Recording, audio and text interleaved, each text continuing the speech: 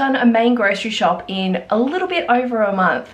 And today I'm actually going to see if I can stretch that even further for another month, another 4 weeks at least, until the time my kids go back to school. So here is my messy pantry after Christmas and the last month. I need to tidy it up. I need to start refilling, which we'll do that and see what we've got left and if we can stretch it that 4 weeks. But the biggest reason why I actually did that one big grocery shop to sort of stretch out the 8 weeks was simply just to save time for me, and for me to have more time in the school holidays with the kids and not take out full 1 to 2 days of me doing my grocery shopping, filming and doing all that stuff as far as work stuff goes. So it's really helped in that way. I've really only had to run and do like a little top-up shop each week, and it's just saved a ton of time, honestly, and probably a little bit of money too, because obviously when I've done that big main shop I've bought in bulk, so that's helped save money in that way as well. It just really came down to really smart shopping, obviously, and smart planning, like meal planning as far ahead as I could possibly do.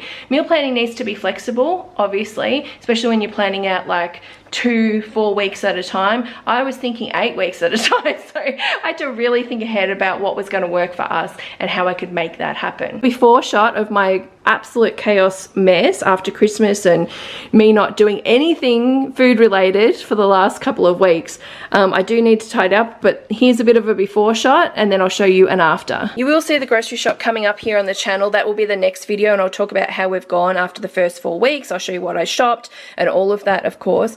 But I'll just let you know a couple of things today. So obviously in order to do a big shop like that, I went to Costco for a lot of the snack stuff, and I bought bulk stuff of things that we like, things we always enjoy.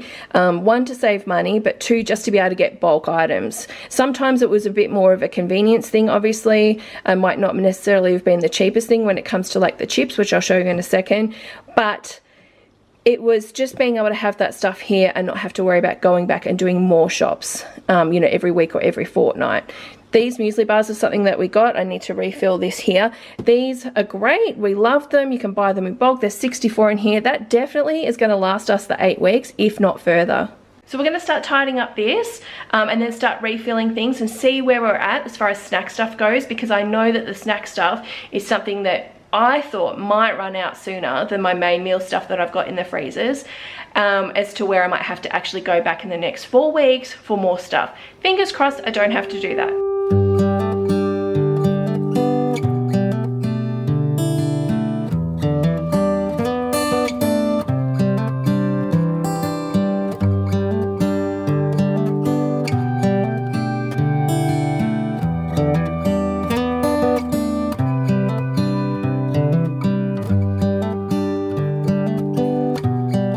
This is some of the bulk stuff that I've got that I've had in my office.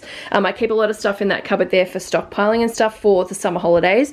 And this is kind of where I'm pulling from for the actual pantry. This tub here, there's not a lot left in here, but stuff like my almonds, yogurt sultanas, these actual muesli bars, which we love, I'm going to restock these in just because I need to start you know, rotating through this stuff, because I did purchase it throughout the year for the stockpile, like my emergency stockpile. So I'm going to start filtering this into the pantry as well. I'm probably going to use this stuff first compared to the Costco stuff, just because obviously it's got a newer use by date coming up. That's looking so much better, so much more organized, and I can see where things are. Everything just functions, which is how I prefer to have a pantry now. Is doesn't have to be Pinterest worthy, picture perfect obviously, but just needs to be functional, and that's what it is for me. So that is so good.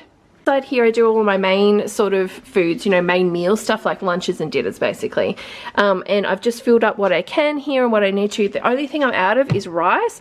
I've still got plenty of noodles and pasta and all that kind of stuff, but I don't have any more rice. We've just gone through it a lot quicker than I thought, so that is something I'll have to get in the top-up shop. But I think that's the only thing, honestly. Like, I've got baking stuff down there to do things, a lot of sauces and stuff for when I want to do those types of meals, and lots of my, you know, oh, that's gravy, but where's one? You know, the Maggi stuff that I do, deviled sausages, what's that one? Cottage pie, you know, just that kind of stuff. I have lots of options there. Plus, obviously, we don't have this type of stuff every night. We'll have like just meat and veg, meat and salad, that type of thing. So I think this is actually pretty good. I think we're going to be able to get through. All right, I'm going through the freezer stuff now. Now, this bottom freezer, this is a little bit of a disaster. People are just throwing in stuff here. I do need to organize my freezers, so I'll just tell you that up front because they're not organized like I normally have them right now, but honestly I just left them for the last couple of weeks and just let people do whatever. But look, there's cabana there, there's the frozen fruit, there's cheese there, spinach, some open veggies, fish and sausage rolls and stuff. What have I got here? Lots of bacon still, heaps of stuff. If you're not aware, I have a lot of freezers. Just in case you're not aware, I've got that top fridge freezer, I've got another fridge here that's got a freezer, I've got an upright freezer and a chest freezer. I have a lot here, and we really started thinking about that around COVID because we needed stuff. And also actually the chest freezer was when I was pregnant with Isabella, and I thought, okay, I need to cook enough. I knew I was having a C-section, so I wanted to cook enough meals and stuff and have them in there so Johnny didn't have to worry and stress, and I didn't have to worry about it, obviously, after having a C-section. So we've had this for years and years. It's been years and years of build-upping like this type of appliance, I'll say, but I'm very specific with where I have things. The only problem is, at the moment, I need to do a little bit of rearranging because I did move stuff around a little while ago. Look at my car, what is going on there? I don't know why that's happened. Yeah, I did a cooker, but I didn't do it in my usual Ziploc bags like I normally do. I did it in containers. Bad idea. I don't know why I did that. I just thought it would be easier for Johnny to take to work if I did everything in there and he didn't have to cook any extra, because sometimes you'll go, oh, I don't have anything, I didn't cook anything extra, or you know, even if it was rice, you know what I mean? So I did these containers, but terrible idea. I was like, I should know this. I do know this because I've done it for years, and I've always said to you guys, only do freezer meals in those bags so you can freeze them flat, which I'll show you. Freeze them flat like this, and then they hardly take up any room at all. And I've got drawers in this upright freezer here, so they sit in there like a filing cabinet. Perfect, you know. Why I didn't listen to my own advice, I don't know. So then I started moving stuff around and having things in different areas because I couldn't fit the containers in my upright freezer. It was just a bad idea. So I do need to move stuff around. The other thing is, when I did that massive shop, I had so much meat that I had to break down into little portion bags like these, you know, stuff like this, like steaks and stuff like that, that I had to actually freeze them up before I could figure out where I was putting stuff in the freezer. So they are shoved in spots I wouldn't normally have. These pork steaks as well, like in drawers and stuff. All this stuff needs to go in my chest freezer. I really need to move stuff around, but I can see, because this is where, obviously in here is where I have all those meals. That's what I need to do. But I'm just looking to see. Oh, there's a little bit of extra packets. Look, as far as meats go, we are beyond the next 4 weeks. Honestly, there's some meats I was trying to freeze flat and do that, so that's got to be moved. There's some freezer meals. I am definitely well and truly beyond the 4 weeks for having meats for dinners and lunches if we were doing that as well, and even vegetables, because I know I've got a lot of veggies in my chest freezer, and I think I had some, yeah, like stuff in here as well that I've still got. Plus, because it's hot, we're doing a lot of fresh fruit and veg at the moment because we're doing salads. So that stuff, the salads I just get in the top-up shop, obviously. So there is plenty here, and I absolutely don't even have to think about main meal stuff. Like, that's completely fine. Oh, I'm hot and sweaty now. It's so warm here. All right, so after all of that, do I think we're gonna survive the next 4 weeks? Yes, I do. I think there's plenty here. Honestly, I need to get rice. Like, that's one thing. But extra fresh fruit and veggies is just in my top-up shop. Bread and milk is definitely something I get. I just can't stock 8 weeks of that, so that's something I need to get. But other than that, everything's good. It's some other drink stuff too, I will say that, because I didn't really buy a lot of drink stuff thinking it will last 8 weeks. So it's just like stuff like maybe juice, maybe a bit more cordial. I've got a couple left in the pantry, but other than that, yeah, and our water that we always get as well. But other than that, yes, I think we will survive the next 4 weeks without me having to do any more main shops, like big shops. I can survive off the top-up shops, and like I said, on average, I'm spending like $50 a week on that. So that has been amazing. Will this be something I'll do again in the future? I'm gonna say yes. The longest stretch of time I've ever done before was monthly, because I used to shop monthly. I just found switching to shopping fortnightly was much better financially, and you get the best of both worlds because you're not doing as many top-up shops. you can buy in bulk still and make things last. I always think ahead, obviously, further than the 2 weeks as far as May meals go.